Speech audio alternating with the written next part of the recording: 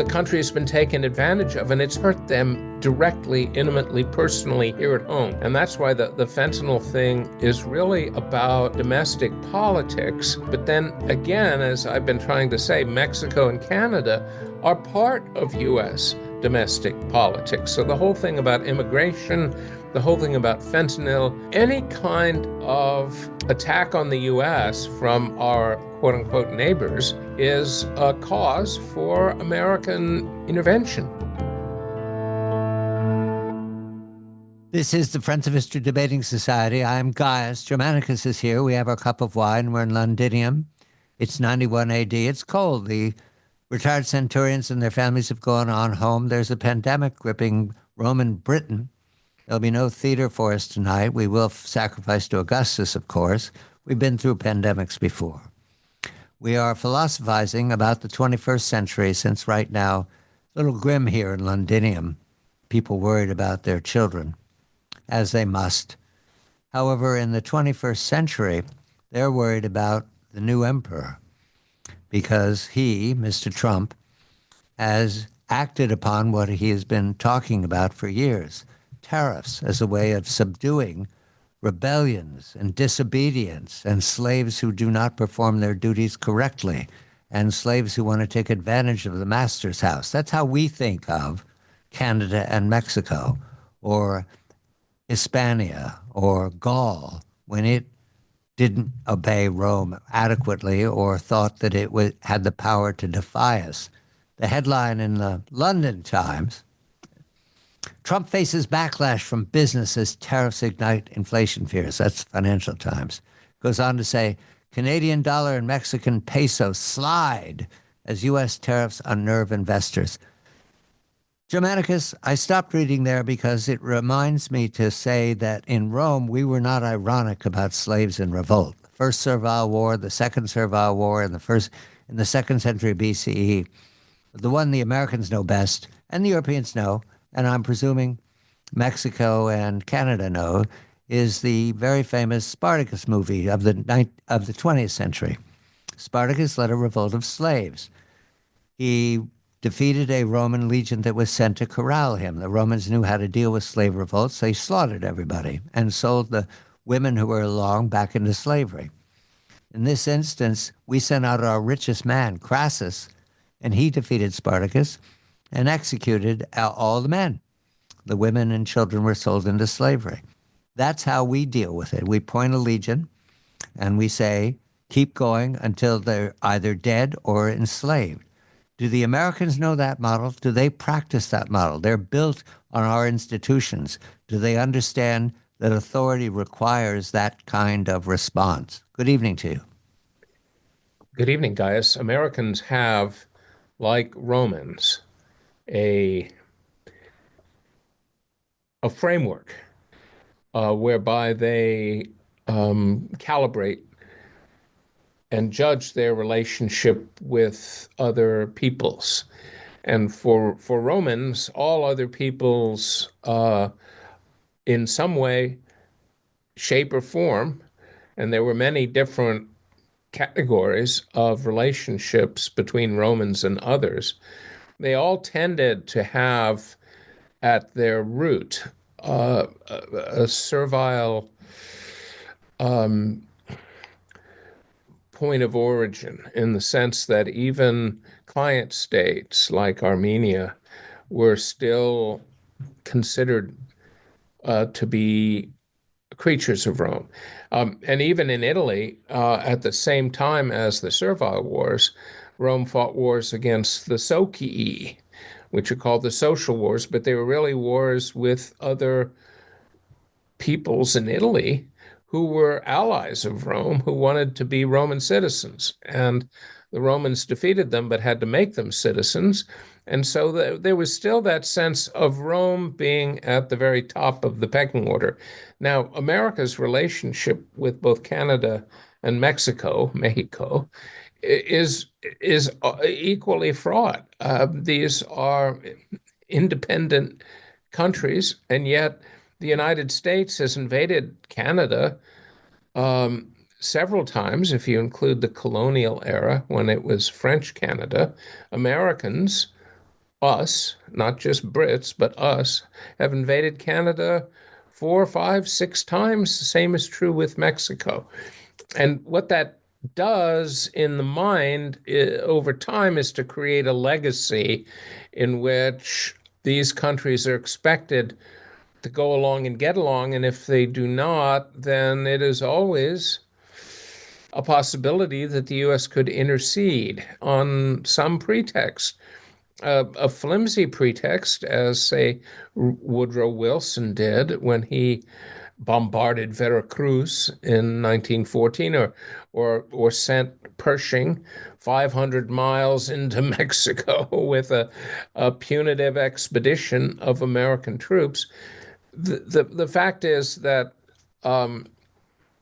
the United States does not approach either Canada or Mexico as fully independent nations. And of course, one has to say that they act as though they are not fully independent.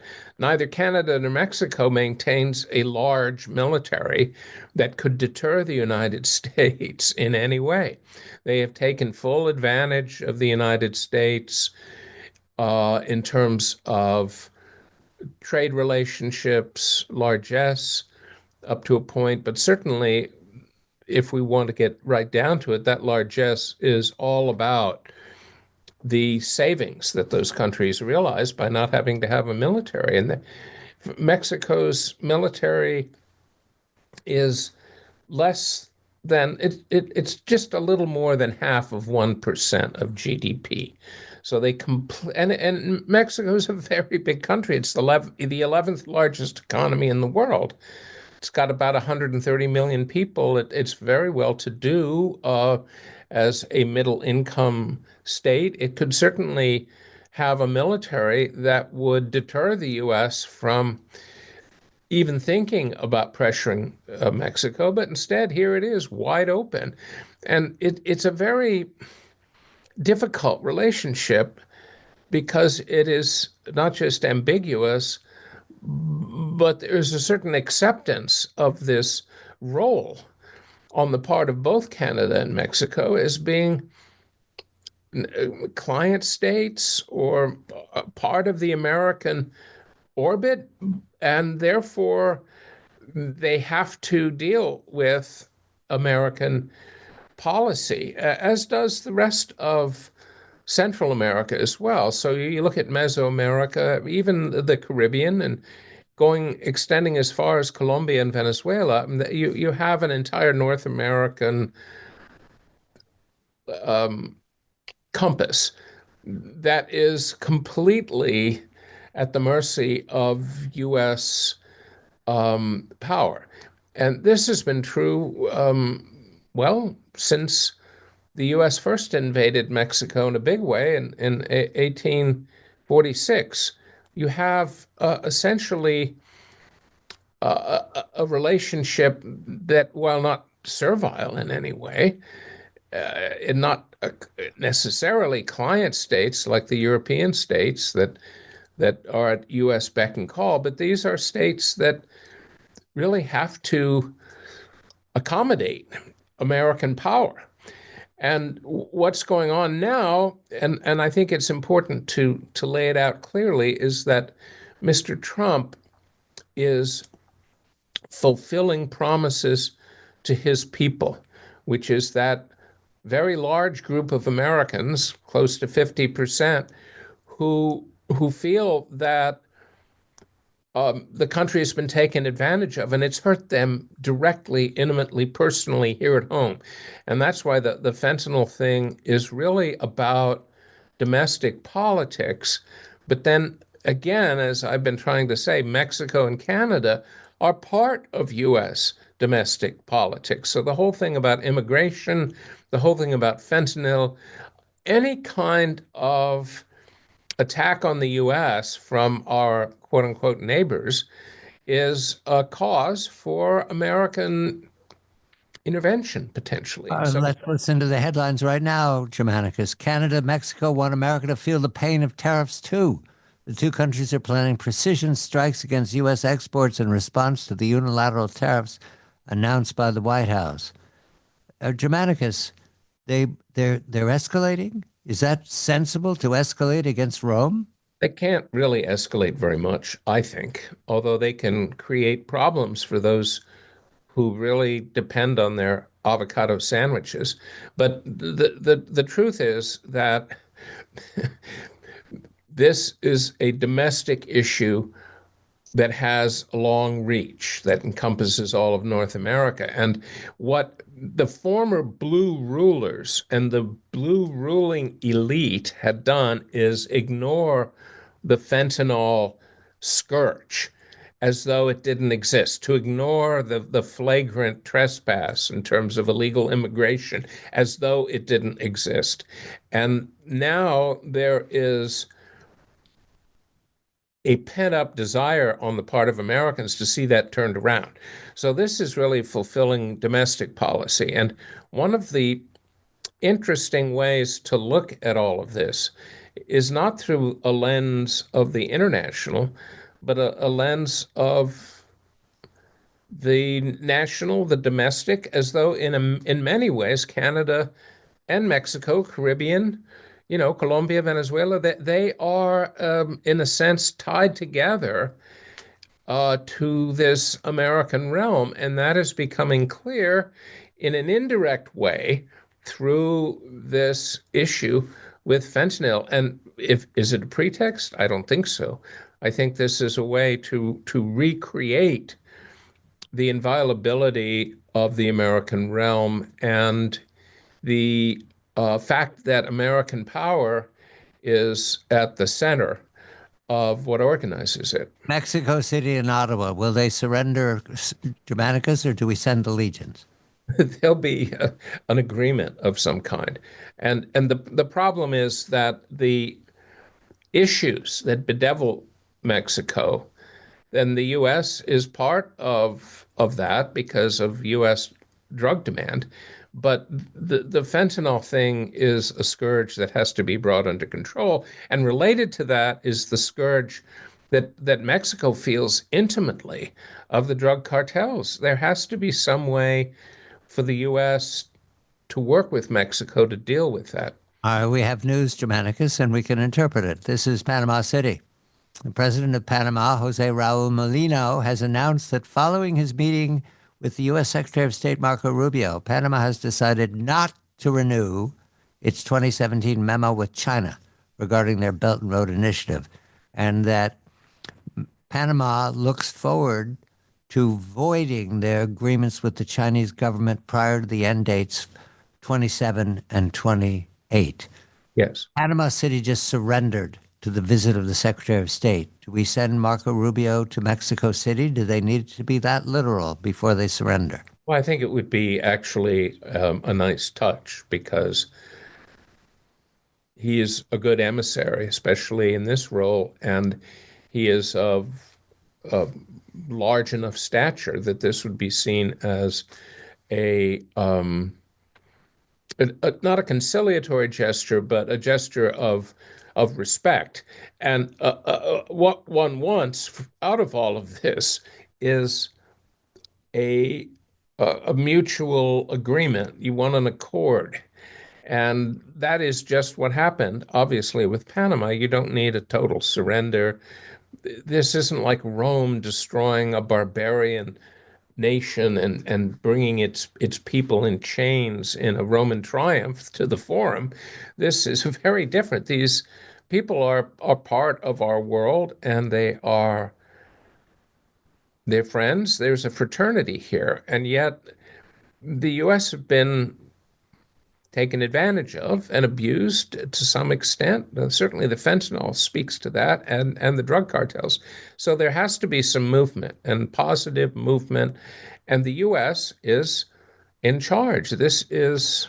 The Department of Homeland Security has just announced that the 375,000 Venezuelans who registered for special treatment during the Biden administration, that document is now voided.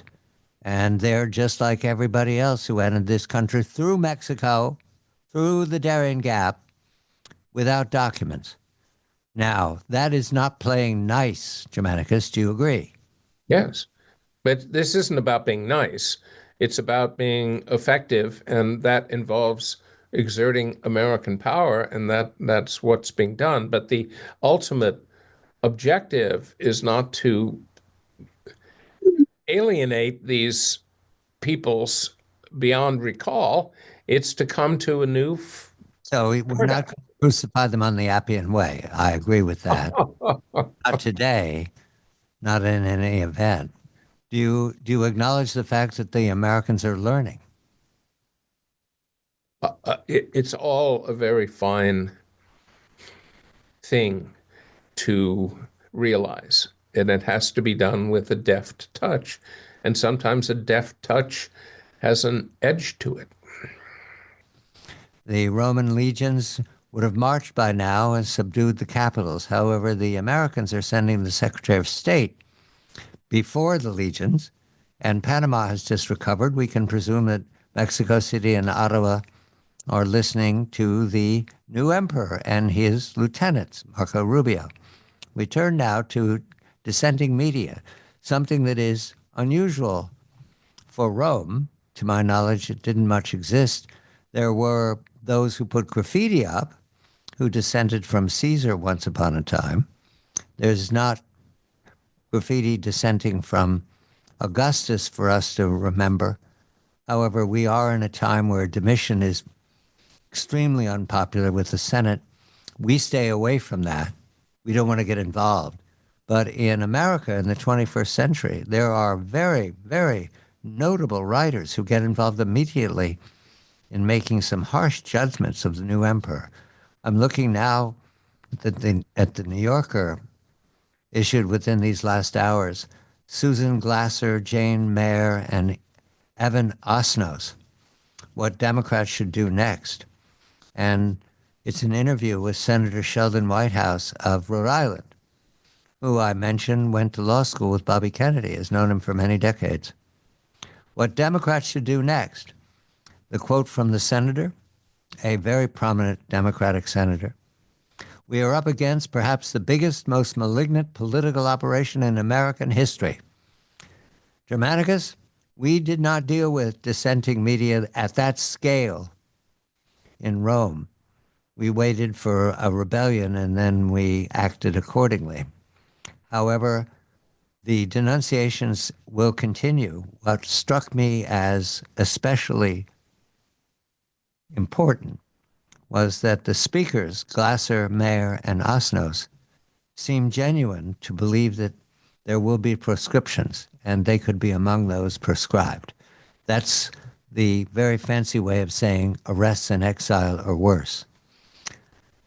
Where did this come from, Germanicus, for the dissenters to believe that they're at risk of losing their lives? Where did it come from? It came from deep within their own id. It came from their own egos, moreover, on top of that. And it is, in effect, what they could conjure up in their minds. In effect, that which they fear is a projection onto the thing that is feared of what they would do if they were the thing that they fear. In other words, this is exactly what they were already doing in the period after 2020. And if we want to hearken back to the little kernel that they use all the time and invoke, it's the word fascist.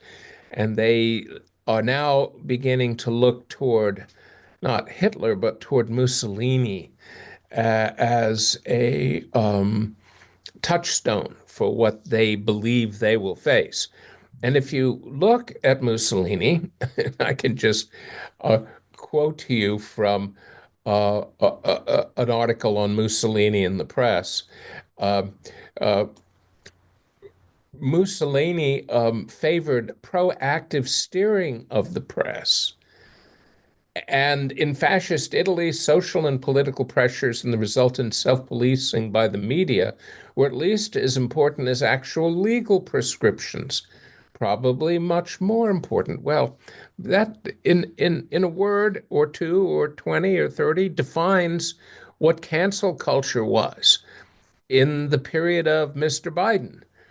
It was all about the kind of censorship that was actually being practiced by the US government and the relationship, for example, that government agencies had with Facebook and with Twitter. It was all exactly what was being done in Mussolini's Italy. And frankly, if that's fascism, well, that's blue. That's the world of Democrat rule, of blue in charge. And essentially, they fear that being done to them now. It's very rich even to sit back and think about it because it is effectively a confession collectively on their part that they are a rule by censorship using the terms disinformation, misinformation, and malinformation as a cover for essentially stifling the opposition. And they were very successful at that, at least until a certain guy named Musk bought Twitter and things began to shift a bit. The concern I have right now is that it could get worse. It didn't feel like it was stopping. The conversation is so routinely antithetical to order. The charge was chaos and corruption. That's the charge against the Republicans. Yeah. Yeah. Lord knows there are many examples. Yes. But right now, I would say that that's flattery, given how the party's scrambling to deal with the new emperor as well. Right. It's not a uniform body of men and women. No, no, they're not in power anymore as they were after 2020, or as they would have been had they won this past election. But the fact is that they're using terms which could best be applied to them, to their intent, to their entire worldview, way of thinking. And so I think what's worrisome here is the way in which the discourse has been so captured and appropriated by this kind of axiomatic Manichaean black versus white, good versus evil, that it is emptied of all meaning. And that of course reminds one of the world of the Soviet Union, say in the period of Stalin, or even later when it was more relaxed. The words were just used as a kind of cover for whatever dismal purpose was being pursued. So it's acceptable if you do not agree with a political decision. Right. It's acceptable to denounce the person making that decision as malignant. That's Yeah. acceptable language. Well, this is what's happened, and I'll be honest. I mean, I don't see quite as much of that in red as I do in blue. In blue, it had become not just coin of the realm, but what made it what made it malignant, the word they use to tar red, was the fact that it was policed, and everyone who wanted to be a loyal member of blue had to go along with it. That's very reminiscent, as I said, of the world of the Soviet Union. Frankly, it was not the case in the world of an actual fascist, Il Duce. You know, Mussolini was not the kind of fiat ruler, as it were, that, say, Stalin was. But what concerns me is that responding to this kind of monolithic attack, that red will become its mirror, and that red will eventually do the same thing.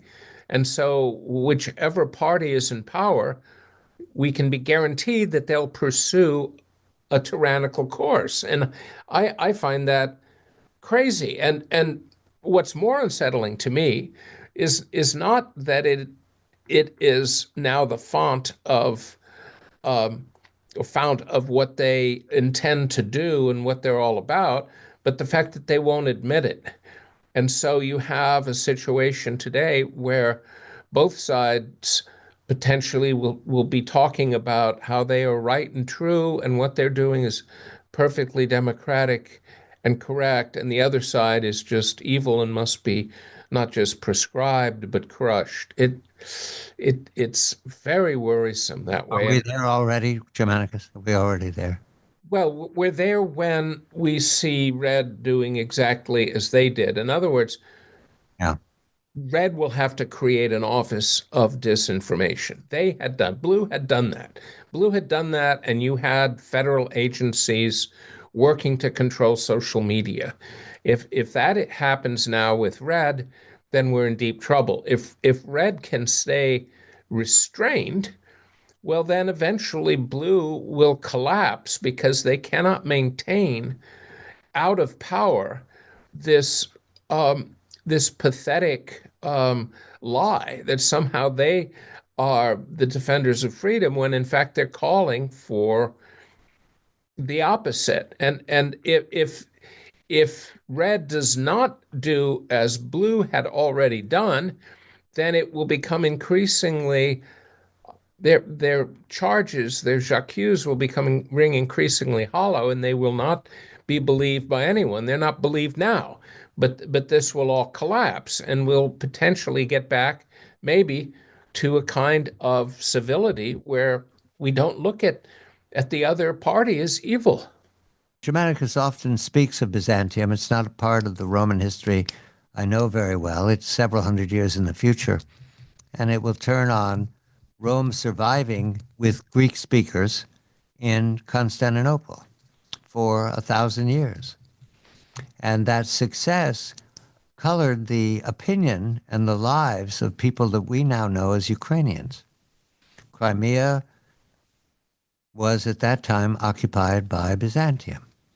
This is before the Turks came in the 15th century. And Moscow was always fencing with Poland, Lithuania, the Polish Lithuanian Empire, over the control of Kiev. Those were the elements that danced back and forth for 500 years. And I bring this up, Germanicus, only because if you take it if you take it from Rome's point of view, Byzantium is a success, a refuge. If you take it from Kiev's point of view, or Moscow's point of view, or even Warsaw's point of view, Byzantium is unapproachable, the golden city, the giant of the age. It's all lost now. I don't know that anyone in the 21st century appreciates it, but it wasn't just a refuge as I've sometimes thought. It it achieved much more than Rome had been able to achieve in its 500 years of power. And then it was lost when the Turks overran it, and there's a tragedy. It was not lost. And it is every bit as big as you say back then, and every bit as big as you say right now. Uh, a book that changed my life was by a wonderful historian, Dmitry Obolensky, and the title is The Byzantine Commonwealth. And what he proposed, this is in 1971, was that the Orthodox world was more than just a shared religious faith. It was, in effect, a unified civilization.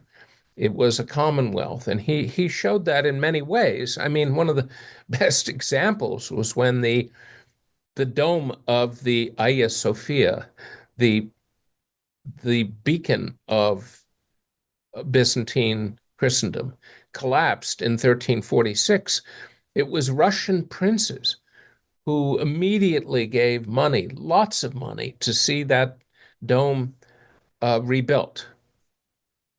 And in effect, if you look at the entire history, even since the fall of Constantinople in 1453, you see an abiding sense of this Byzantine vision. The Russians, of course, call themselves the Third Rome, but it is a vital and treasured vision still, and that's what, in many ways, makes the Russo-Ukrainian War so tragic. And it was almost as though the war was created to bring down Orthodox Byzantine Christendom. And this is a mystical world that Americans, especially the kind of more, oh, more clinical um, Roman Catholics and mainline Protestant denominations do not any longer have access to, certainly not to the degree of Orthodox Christianity. And it is a vital part of of uh, of our world in ways that we don't seem to appreciate. And it still lives, and it not only lives, but it has a certain intensity and passion among its acolytes and adherents I that you want to don't see understand if you're elsewhere. talking about the Orthodox Church, the Mhm. Russian Orthodox and the Greek Orthodox Church being the empire's survival. Well, they were at the core of it, but it is more than just the church, or I should say churches and autocephalous churches and the liturgy. It is also a kind of civilizational um, compass, and that enfolds the people, and then they have a way of life, a way of thinking, literature and music that all emerged from this source, and it's all still very powerful and resonates with all of those who live in that realm. You acknowledge, though, that the Turkish invasion did destroy the institutions that were important to running the empire. Well, no, and it's very complicated, but the fact is that when the Ottomans, The Sublime Porte, yes. yeah, they were Turkic, but they were not, it wasn't Turkish in the sense that it was nationalism. And half of their empire was Christian, and they had a concordat with the Greek Orthodox Church that gave it essentially the power to administer all of their Christian subjects. And it really, in a way, permitted this Byzantine Commonwealth to survive because it was actually running the Christian part of the empire. And in effect, um, Christian, Serbian, and Greek men who were taken during their youth into the Ottoman military and became janissaries were also sent back when they retired to become the administrators of the Christian peoples of the Ottoman Empire. What it meant was that in order for that empire to continue successfully, it had to incorporate the Byzantine world and make it part of its world. And then, of course, when all those places broke away, Greece, Bulgaria, Romania, Serbia, etc., um, they then rekindled the flame directly of this Byzantine Commonwealth. And in many ways, the Turks provided, and I say Turks, I mean the Ottoman ruling class provided a continuity that allowed the Byzantine Commonwealth to continue. And just to add another note, I mean, the Byzantine Empire as a territorial administrative entity had declined into almost nothing by the end of the 14th century. So long before Constantinople fell, it was no longer really an important political unit, and yet the emperor was still at the heart of people's sense of identity.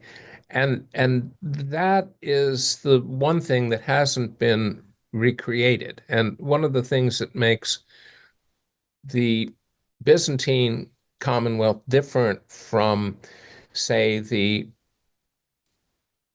Latin Christendom, which was centered around the Pope, is that the Byzantine world was centered around the emperor, the Basileus, Autocrator, and that has not been recreated. The czars tried to do that. Obviously, the Romanovs made a great effort to do that in the 19th century, but the Commonwealth continues to abide because of Does Putin believe that he's civilizational part of the coherence. Commonwealth? Does he understand that? Does he believe he's a Tsar or a dutiful son of the Byzantine Commonwealth?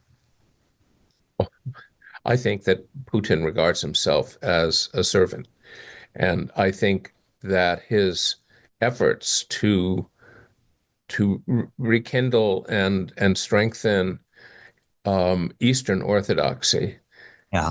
is one of his main uh, pathways in life.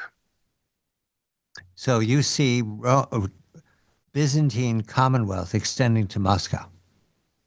Well, it is absolutely. Moscow is the strongest element of this Commonwealth right now, and it is a kind of a glue that holds the rest together. But it failed under the Romanovs, so I don't see Mr. Putin trying to rekindle that directly, in spite of what Western commentators say.